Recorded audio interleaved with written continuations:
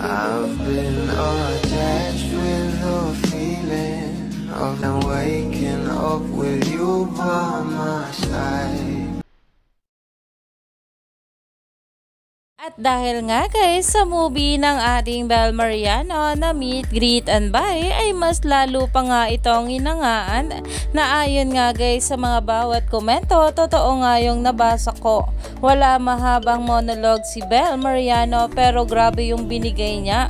Damang-dama bitaw ng bawat linya at napaka-raw.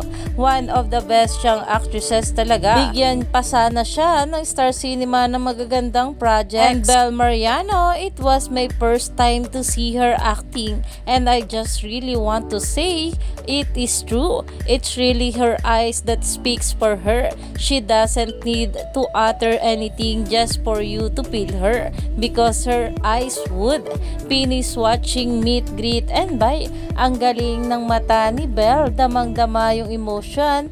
Ang saya panoorin ni JK. Ang husay magdala ng karakter ni Joshua. Ang sakit ng bitaw ng lines ni Piolo and feel ko nanay ko si Maricel. Huhu, a must watch. At ang sabi pa nga guys dito, Bel Mariano stands out, showcasing unexpected depth beyond typical romantic roles. She masterfully portrays the specific sorrow of a life molded by an immense absent.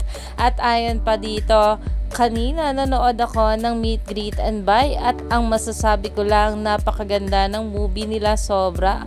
After watching, isa lang pumasok sa isip ko at yun ay tawagan ang mother ko.